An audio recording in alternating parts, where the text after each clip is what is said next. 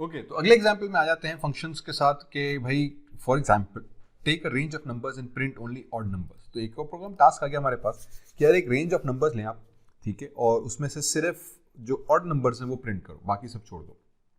कैसे करेंगे, आ जाओ। तो हम लिखते हैं एक डेफिनेशन, ठीक है। फॉर एग्जाम्पल ऑड नंबर का एक मैंने फंक्शन बना दिया, ब्रैकेट दिया, कॉलन दे दिया, इसको मैंने एन करके कोई आर्ग्यूमेंट पास कर दिया ताकि मैं इसको कोई नंबर रेंज बताऊं कि इतने रेंज में से तो जो नंबर है तो उसी वो प्रिंट कर दो। नीचे आ गया, उसके बाद हम इसमें लगा देंगे फॉर, ठीक है, फॉर एक्स इज और एन, और फिर हम रेंज का एक फंक्शन यूज़ कर लेते हैं जो अभी हम थोड़ी देर पहले भी पढ़कर आए थे इफ एल्स के अंदर, लूप्स के अंदर, ठीक है, सॉरी लूप्स के अंदर। यहाँ पे आके मैंने n दे दिया, तो जो नंबर मैं वहाँ पे पास करूँगा उतनी रेंज में तुम चले जाना। तो अगर मैं 20 पास करूँ तो 20 रेंज में आप चले जाओ और ये नंबर जो थे वो उसको आप प्रिंट कर दो। फिर फॉर के अंदर हम आके क्या करेंगे कि हम कंडीशन लगा देंगे चेक करने के लिए कि यार क्या नंबर इवन या ऑड तो नहीं है। तो हम लगा दिया इफ़ फॉर एग्जाम्पल जो नंबर है जैसे हमने कहा x डिविजिबल बाय 2, ठीक है, तो x ये नंबर रहा। अब रेंज का मतलब क्या हुआ, एक रेंज का फंक्शन है, अगेन इसको कॉलन लगाना लाजमी है, इफ़ के अंदर भी कॉलन लगाना लाजमी है। तो ये अभी नेस्टेड एक स्ट्रक्चर्स चल रहे हैं हमारे पास कि मेथड आ गया, मेथड के अंदर हमने लूप लगाया, लूप के अंदर भी अगेन हमने कॉलन लगाया ताकि स्टेटमेंट कंटिन्यू है। इस लूप के अंदर हमने इफ़ लगा दिया, इफ़ के अंदर भी स्टेटमेंट कंटिन्यू। अब यहाँ पे मैं भी आगे बात करता हूँ, लेकिन अभी हमने क्या किया, परसेंट लगाया। परसेंट बेसिकली मॉड्यूलस के होता है, रिमाइंडर पता था कि अगर रिमाइंडर 2 आ रहा है नहीं आ रहा, ठीक है, डिविजिबल बाय 2 के हिसाब से। और हम इसमें दे देंगे एक्स, एक्स इसीलिए कि रेंज बेसिकली एक फंक्शन है जो अगर नंबर मैं दूंगा, फॉर एग्जाम्पल मैं नंबर यहाँ बता देता हूँ, n is equals to let's जैसे 20 कर दिया हमने, ठीक है, तो 20 हमने यहाँ पे पास कर देंगे तो 20 तक जाएगा। तो रेंज हमें फंक्शन है जो 0 से लेकर 20 तक नंबर रिटर्न करेगा, वो नंबर हमने x is equal to loop में लगा दिया कि x इन रेंज कर दो, मीन्स पहले 0 उठाओ, x को असाइन करो, क्या वो x 2 से डिविजिबल है। और यहाँ पे अभी हम ये अगर हम ये करके लिखते हैं तो क्या करो, फॉर एग्जाम्पल आप कर दो कंटिन्यू, ठीक है, अगर डिविजिबल 2 से हो गया तो उसे कंटिन्यू कर दो, छोड़ दो, और फिर यहाँ पे आके हम प्रिंट करा देते हैं उस मेथड को, print प्रिंट कर दो, और आप क्या प्रिंट कर दो, x को जो अभी आप वेरिएबल आई थी उस वैल्यू को प्रिंट कर दो, ओके।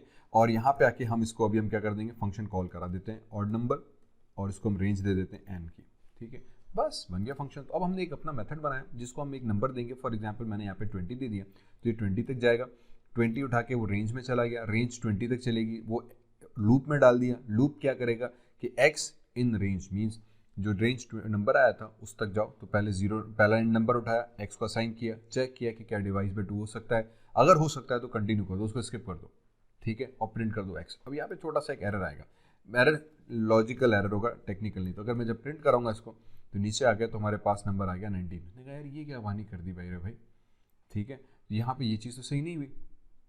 अब यहाँ पे हम क्या लगा देंगे, इफ़ नॉट का एक लगा देंगे, इफ़ नॉट डिविजिबल बाय 2, अगर डिविजिबल बाय 2 नहीं हो रहा तो प्रिंट करो। अब जब मैं इसको यहाँ पे किया तो now you would see this कि उसने रेंज, ठीक है, तो इसने सिर्फ 19 प्रिंट किया। अब 19 क्यों प्रिंट किया, क्योंकि अगेन हमने इंडेंटेशन गलत कर दी। यार इंडेंटेशन मुझे पाइथन में ना पागल कर देगी। चलें आ जाते हैं यहाँ पे, इंडेंटेशन क्या कर दी कि एक्चुअली मैंने प्रिंट जो था वो फॉर के नीचे किया, मुझे एक्चुअली इफ़ के अंदर करना था कि इफ़ डिविजिबल अगर नॉट है तो आप कंटिन्यू करो, वरना उसको प्रिंट करो। तो अब ये फॉर के हमारे पास इंटरनल बॉडी में आ गया, वरना ये एक्चुअली फॉर से बाहर हो जाता। यहाँ पे क्या हो रहा है, ये फॉर से बाहर हो गया और ये ऑड नंबर के अंडर में आ गया, ठीक है। और जब मैं यहाँ पे करूँगा तो this is follow this lines, तो आपको थोड़ा सा आइडिया हो जाएगा कि अब ये फॉर के अंदर एक स्टेटमेंट मुझे रखनी है कि लूप का हिस्सा है। तो अब ये प्रिंट लूप का हिस्सा बन गया बाय जस्ट इंडेंटिंग इट। अगर आप इसको यहाँ पे कर देंगे तो इंडेंटेशन से बाहर हो गया, ये इसके इंडेंटेशन से अंदर मीन्स फॉर के अंदर आ गया। अब जब इसको तुम चलाने बैठेंगे तो दुआ ये कि यार ये चल जाए मेरे भाई, ठीक है, इज्जत रखना।